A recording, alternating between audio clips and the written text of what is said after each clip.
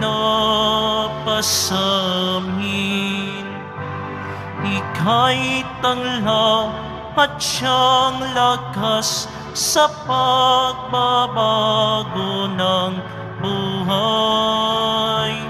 Halin naman anakop, pag-ibig mo sa midulot sa taong lumilimot, awa mo'y ihulog. Mga kapatid, simulan natin ang ating pagdiriwang sa ngalan ng Ama, ng Anak at ng Espiritu Santo. Amen. Ang pagpapala ng ating Panginoong Hesukristo, ang pag-ibig ng Diyos Ama, at ang pakikipagkaisa ng Espiritu Santo naway sumainyong lahat. At sumaiyo rin. Sa mga naririto po, gayon din ang mga sumusubaybay sa atin sa pamamagitan ng live streaming sa Facebook, YouTube, Twitter at TV Maria, magandang umaga po sa inyong lahat. At sa mga kapatid nating nasa ibang panig ng daigdig, isang mapagpalang araw po sa inyo. Sa ating mabuting balita ngayon, pinaaalalahanan tayo ng ating Panginoon sa pamamagitan ni Juan Bautista bilang maging mga liwanag at gabay tungo sa ating Panginoong ating hinihintay at pinaghahandaan. Mga kapatid, tinipon tayo bilang kaanib ng angkan ng Diyos. Kaya dumulog tayo sa maawaing Panginoong nagpapatawad ng lubos. Sinugong tagapagpagaling sa mga nagsisisi, Panginoon, kaawaan mo kami. Panginoon, kaawaan mo kami. Dumating na tagapag-anyayang mga makasalanan ay magsisi, Kristo, kaawaan mo kami. Kristo, kaawaan mo kami. Nakaluklok ka sa kanan ng Diyos Ama para ipamagitan kami, Panginoon, kaawaan mo kami. Panginoon, kaawaan mo kami. Kaawaan tayo ng makapangyarihang Diyos, patawarin tayo sa ating mga kasalanan at patnubayan tayo sa buhay na walang hanggan. Amen. Manalangin tayo. Ama naming makapangyarihan, sa pagdating ng iyong anak, bigyan mo ng kagalakan kaming mga lingkod mong hindi karapat-dapat dahil sa aming pagsuway, na pinagsisisihan at inihihingi namin ng kapatawaran. Sa pamamagitan niya, kasama ng Espiritu Santo, magpasawalang hanggan. Amen. Magsiupo na po ang lahat. Pagbasa mula sa aklat ni Propeta Isaías. Ikaw ay umawit, o babaeng baog. Tinig mo'y itaas, o ikaw na hindi nakaranas ng hirap sa panganganak. Ang magiging supling mo'y higit na marami kaysa may asawa. Gumawa ka ng mas malaking tolda, habaan mo ang mga tali at dagdagan ang tulos. Ikaw ay kakalat sa buong daigdig. Mababalik sa iyo, Israel, ang lupaing nasakop ng ibang bansa. Ang mga lungsod na ngayon ay wasak, ay gagawing tirahan ng maraming tao.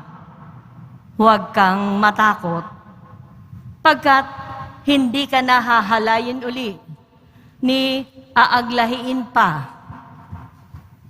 Malilimot mo ng ikay naging taksil na asawa, pati malungkot na alalahanin ng pagiging balo, sapagkat ang iyong naging kasintahay ang may likha sa iyo. Siya ang makapangyarihang Panginoon. Ililigtas ka ng Diyos ng Israel. Siya ang hari ng lahat ng bansa. Israel, ang katulad mo ay babaeng bagong kasal. Iniwan ng asawa, batbat ng kalungkutan. Ngunit, tinawag kang muli ng Panginoon sa kanyang piling at sinabi, Sandaling panahong kita'y iniwanan, ngunit dahil sa tapat kong pag-ibig, muli kitang kukupkupin. Sa tindi ng galit, nilisan kita sandali. Ngunit habang panahon kong ipadarama sa iyo ang tapat kong pagmamahal. Iyan ang sabi ng Panginoong nagligtas sa iyo ng panahon ni Noe. Ako ay sumumpang di na mauulit na ang mundong ito'y gunawin sa tubig. Gayon din sa ngayon, iiwasan ko nang sa iyo'y magalit at hindi na kita parurusahan uli. Maguguho ang mga bundok at ang mga burol, ngunit ang pag-ibig ko'y hindi maglalaho at mananatili ang kapayapaang aking pangako. Iyan ang sinabi ng Diyos na Panginoon na nagmamahal sa iyo. Ang salita ng Diyos. Salamat sa Diyos. Poong sa akin nagligtas, ang dangal mo'y aking galak. Poong sa akin nagligtas, ang dangal mo'y aking galak. O Panginoon ko, sa iyong ginawa, kita'y pinupurit, ako ay iniligtas. Kaya kaaway ay di na nakuhang matuwa't magalak mula sa libingang daigdig ng patay. Hinango mo ako at muling binuhay. Ako nakasama nilang napabaon sa kailaliman. Poong sa akin nagligtas, ang dangal mo'y aking galak. Purihin ang poon, siya ay awitan ng lahat ng tapat sa mga hinirang. Iyong gunitain ang mga ginawa ng Diyos na banal. Ang kanyang ginawa ay alalahanin at pasalamatan. Hindi nagtatagal yaong kanyang galit, at ang kabutihan niya'y walang wakas. Ang abang may hapis at tigmak sa luha sa buong magdamag. Sa bukang liwayway ay wala ng lungkot, kapalit ay galak. Poong sa akin nagligtas, ang dangal mo'y aking galak. Kaya't ako ay dinggin. Ikaw ay mahabag sa akin, o poon. Ako ay pakinggan. Mahabag ka, poon. Ako ay dinggin mo at iyong tulungan. Nadama ko'y galak nang iyong hubarin ang aking panluksa. Sa pasasalamat sa iyo, o poon, ay di magsasawa. Poon. Poong sa akin nagligtas, ang dangal mo'y aking galak. Magsitayo po ang lahat.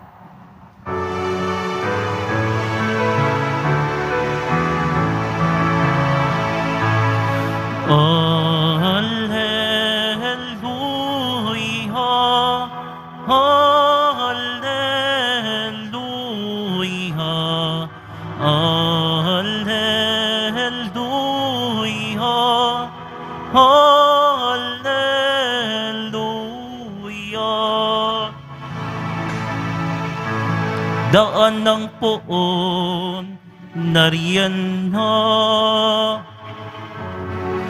Tuwirit ianda sa kanya. Pagtubos niya'y makikita. Alleluia, Alleluia, Alleluia, Alleluia.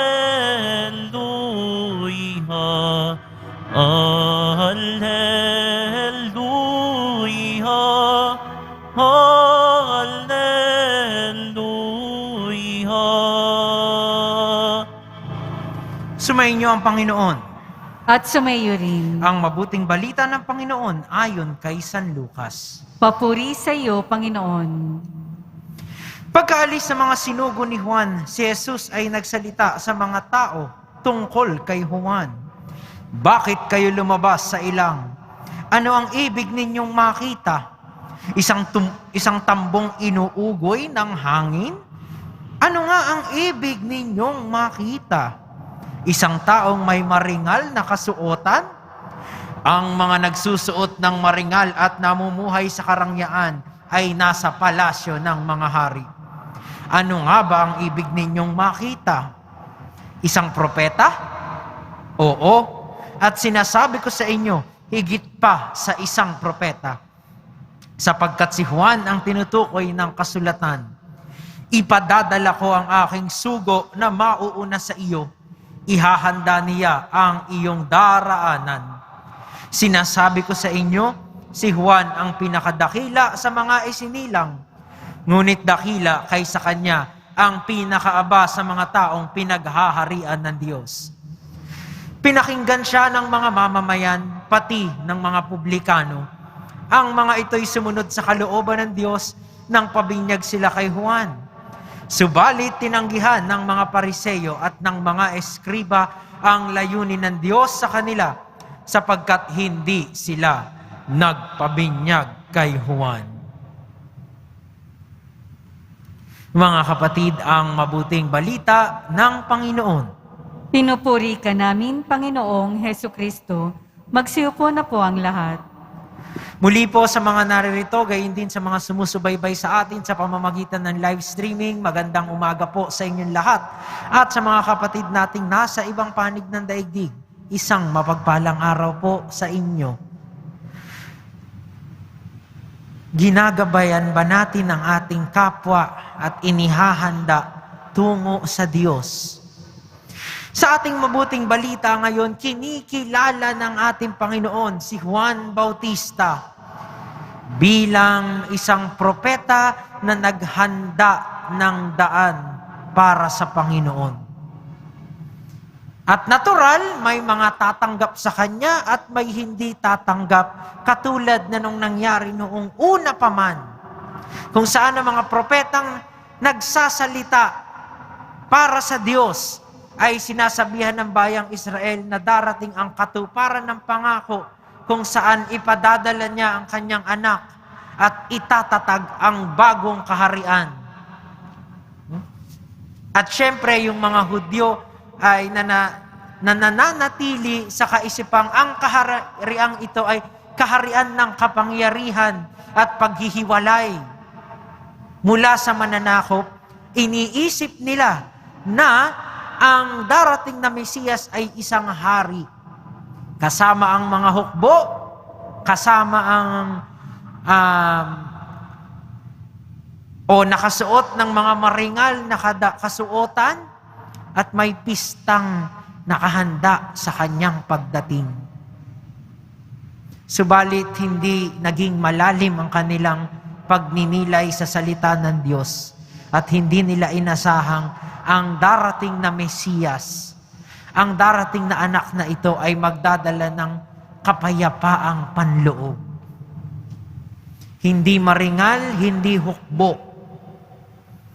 Nasa kanyang pagiging payak at simple, nakikiramay sa mga may sakit, sa mga makasalanan, sa mga mahihirap, at inaakay ang mga ito, hindi tungo sa kayamanan, hindi tungo sa kapangyarihan, pero sa tunay na pakikipagkaisa sa Diyos. At ganito rin ang ginagawa ni Juan Bautista. Pinapahayag niya at pinananawagan ng pagbabago ng kalooban. At sa mga nakapunta sa simbang gabi, parang ganito rin ang sinasabi ng ating Panginoon sa unang araw. Si Juan ay isang nagniningas na liwanag na naghahanda ng lahat sa pagdating ng Panginoon. At ang hinihingi sa atin upang mapabilang ay pakinggan, seryosohin, isabuhay ang mensahe ng pagsusumikap magpakabuti at pagbabago ng ating landas mula sa kasamaan at pagkamakasarili tungo sa landas ng pagmamahal, pagpapatawad at pakikiisa sa kapwa. Ang landas tungo sa Panginoon. Kaya siguro, dalawang bagay ang pwede nating pagnilayan. Una, parating na ang Pasko, pinaghahandaan ba natin yung mga dapat talaga nating paghandaan? Oo, masarap mamigay at tumanggap ng regalo. Oo, masarap mag-organisa ng mga Christmas party. No?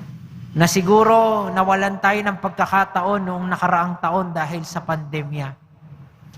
Oo, magandang paghandaan yung dekorasyon sa bahay, yung maraming liwanag, yung mga panahon na magkakasama at kumpleto ang pamilya. Pero napaghandaan ba talaga natin yung pagdating ng Diyos? Nakapagpasalamat na ba tayo sa lahat ng biyayang natanggap natin? May mga pinaplano ba tayong mabuti at maibabahagi natin sa mga taong ang Pasko ay katulad na lamang ng natirang mga buwan na parabang walang nangyayari, walang nakikitang kinabukasan? Nakabisita ba tayo kahit papano sa mga kilala nating may sakit, nahihirapan? May mga makasalanang ginagawa ba tayo na unti-unti na nating itinitigil? May mga iniiwasan ba tayong mga tao at asosasyon na nakakapagbigay lang sa atin ng kasalanan at masasamang gawi? Yun po yung pinaghahandaan dapat sa Pasko. Yun po dapat ang inuuna natin higit sa lahat. Iyon ang paraan para naman magkaroon ng espasyo ang Diyos sa ating buhay. Kaya sana mas nandoon po yung tuon natin. Hindi masama yung mga pagdiriwang natin. Pero anong saysay ng pagdiriwang kung kinabukasan, hindi mo pa rin binago yung mga pagkakamali mo? Ni isang sorry, ni isang pagpapatawad, wala ka pang ibinigay. At yung pagdiriwang mo, hindi na ibahagi sa iba. Nananatiling mahirap at malungkot pa rin ang Pasko sa mga marami sa atin. Pinaghandaan ba natin ang mga tamang bagay na dapat paghandaan? At ikalawa, bilang mga nagsisimba, nagdedebosyon sa ating mahal na poon, Jesus Nazareno, nagiging gabay ba tayo sa iba? Nagiging mabuting halimbawa ba tayo ng pagiging mabuti at pagsusumikap maging mabuti?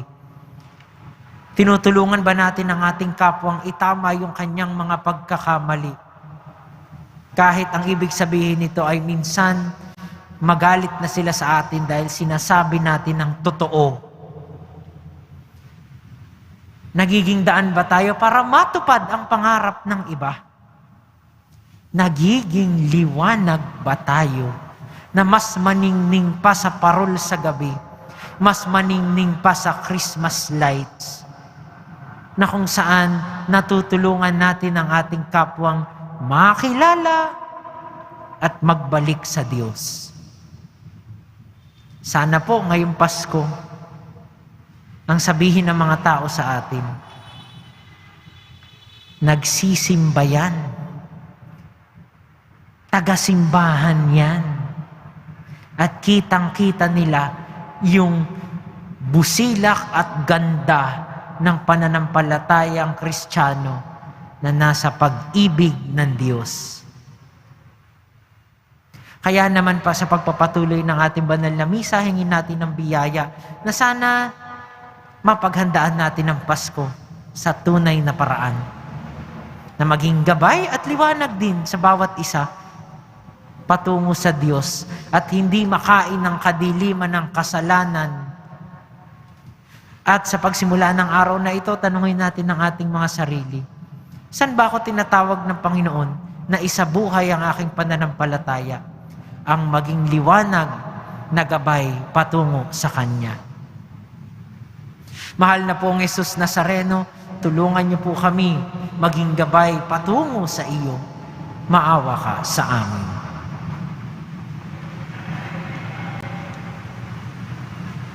Magsitayo po ang lahat.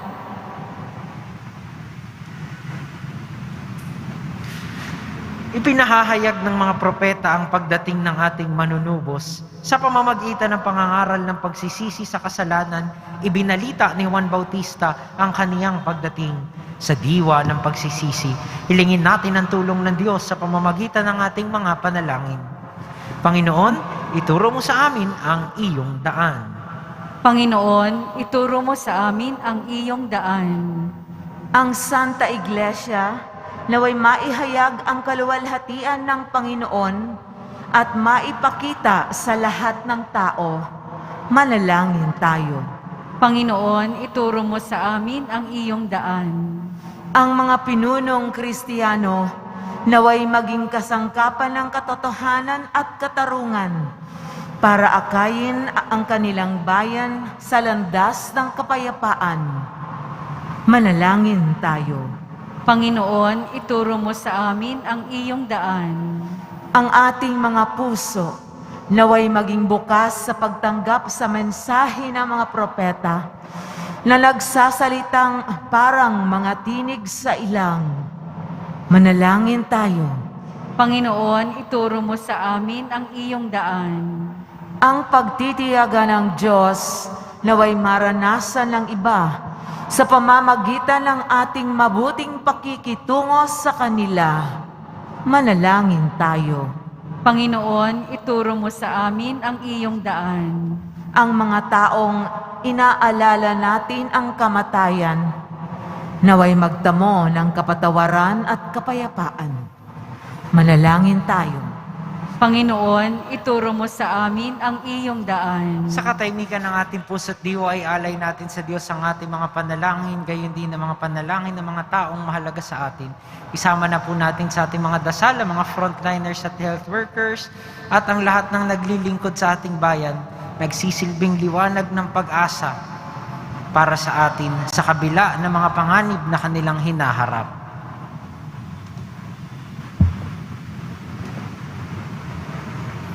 Manalangin tayo. Panginoon, ituro mo sa amin ang iyong daan. Lubos na mapagmahal na Ama, tunghayan mo ang mga pangangailangan ng iyong bayan at ipagkaloob mo nawa ang aming mga kahilingan habang naghahanda kami para sa iyong anak na nabubuhay at naghaharing kasama mo magpasawalang hanggan. Amen. Magsiupo na po ang lahat.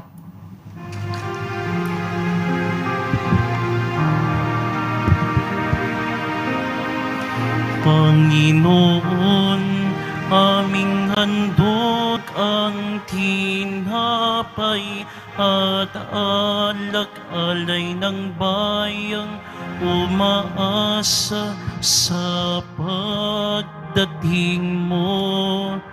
Gayon din aming hinahanda ang aming puso upang dito'y manahan ka sa pagdating mo. Ang ulilang lupaing malaon ng tighang ay muling magsasaya.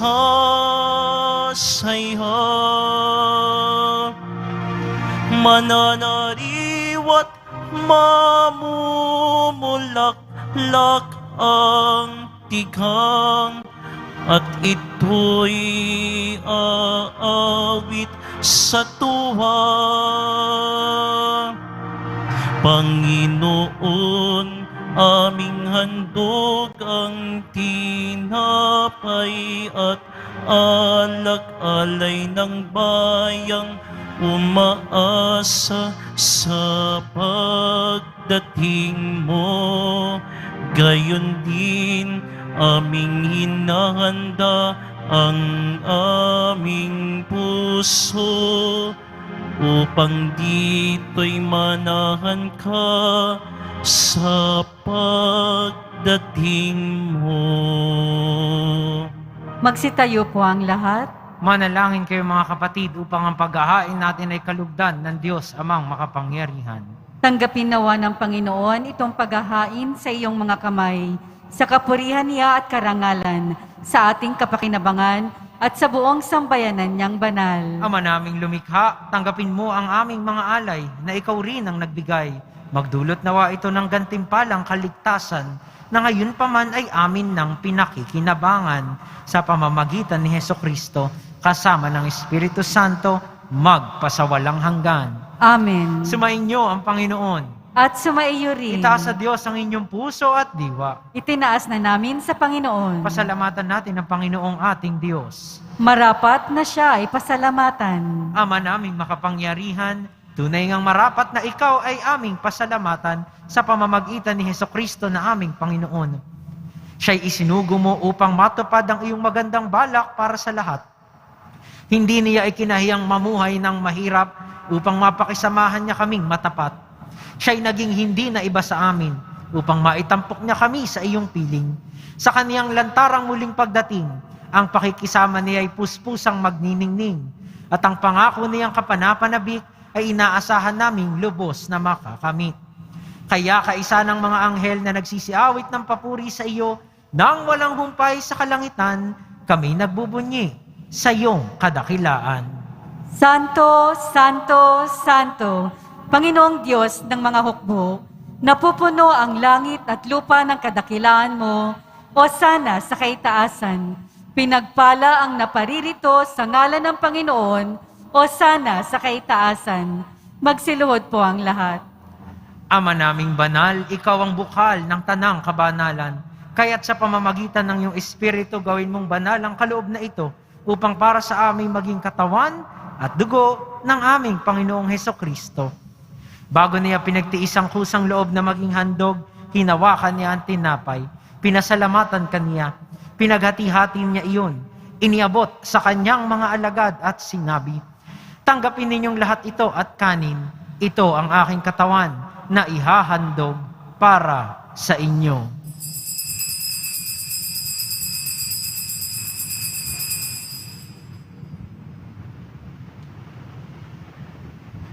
Gayun din naman nang matapos ang hapunan, hinawakan niya ang kalis. Muli kaniyang pinasalamatan, iniabot niya ang kalis sa kanyang mga alagad at sinabi, "Tanggapin ninyong lahat ito at inumin.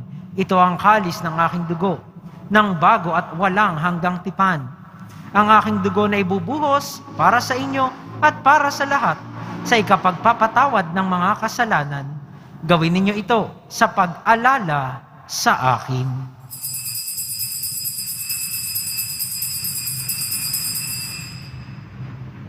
Magsitayo po ang lahat.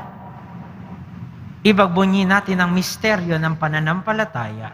Si Kristo'y namatay, si Kristo'y nabuhay, si Kristo'y babalik sa wakas ng panahon. Ama, ginagawa namin ngayon ang pag-alala sa pagkamatay at muling pagkabuhay ng iyong anak. Kaya't iniaalay namin sa iyo ang tinapay na nagbibigay buhay at ang kalis na nagkakaloob ng kaligtasan. Kami nagpapasalamat dahil kami iyong minarapat na tumayo sa harap mo para maglingkod sa iyo. Isinasamo namin kaming magsasalo-salo sa katawan at dugo ni Kristo ay mabuklod sa pagkakaisa sa pamamagitan ng Espiritu Santo. Ama, lingapin mo ang iyong simbahang laganap sa buong daigdig. Puspusin mo kami sa pag-ibig. Kaisa ni Francisco na aming Papa at ni Jose na aming Obispo at ng Tanang Kaparian. Alalahanin mo rin ang mga kapatid naming nahimlay nang may pag-asang sila'y muling mabubuhay, gayon din ang lahat ng mga pumanaw.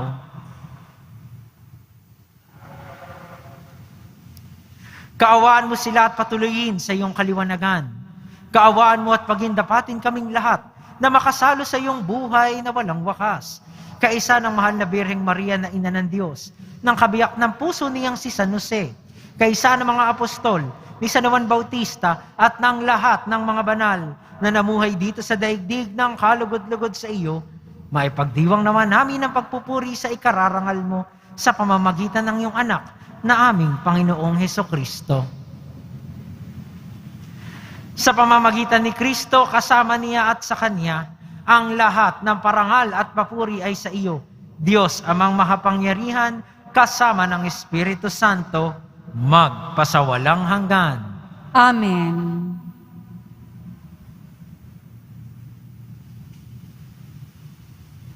Sa tagubili ng mga nakagagaling na utos sa turo ni Jesus na Panginoon natin at Diyos, ipahayag natin ng lakas loob. Ama namin, sumasalangit ka, sambahin ang ngalan mo, mapasa amin ang kaharian mo, sundin ang loob mo, dito sa lupa para nang sa langit.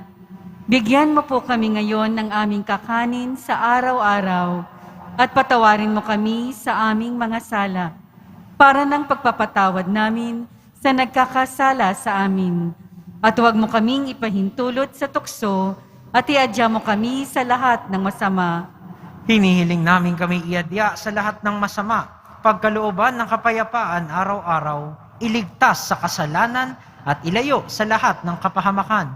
Samantalang aming pinananabikan ang dakilang araw ng pagpapahayag ng tagapagligtas naming si Hesukristo.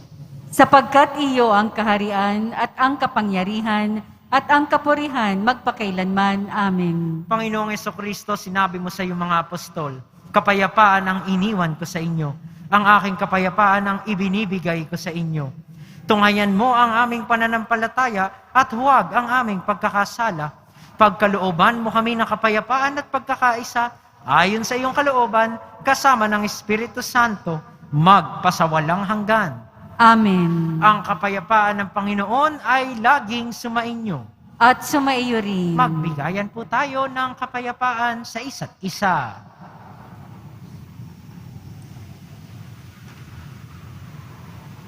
Kordero ng Diyos na nag-aalis ng mga kasalanan ng sanlibutan, maawa ka sa amin. Kordero ng Diyos na nag-aalis ng mga kasalanan ng sanlibutan, maawa ka sa amin.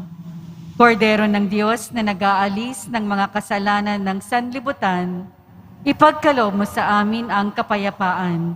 Magsiluhod po ang lahat.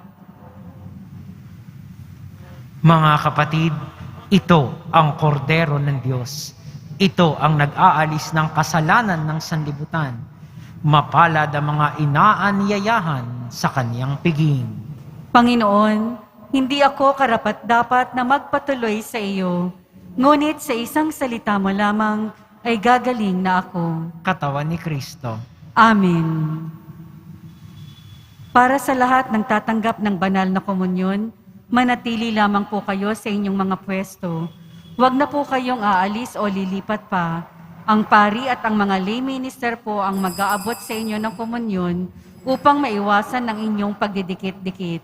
Sumunod po tayo. Maraming salamat po.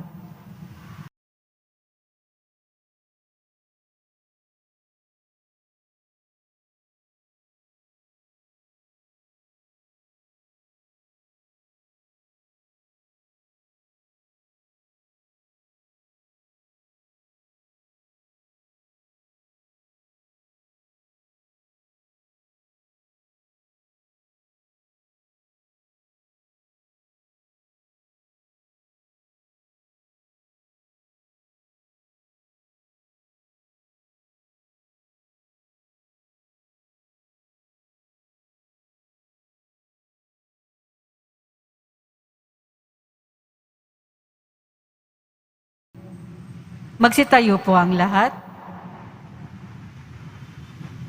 Manalangin tayo.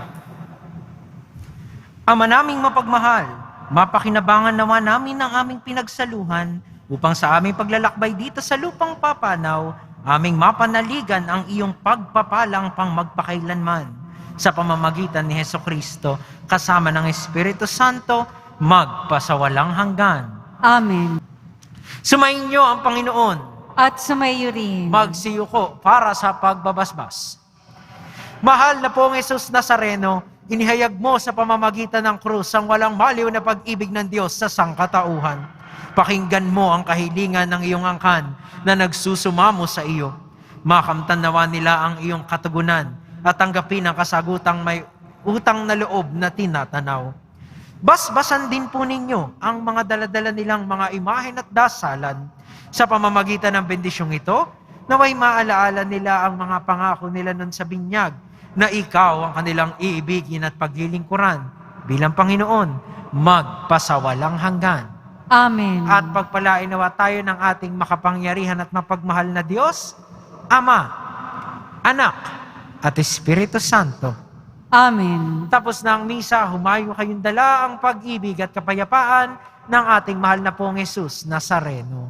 Salamat sa Diyos. Magandang umaga po sa inyong lahat.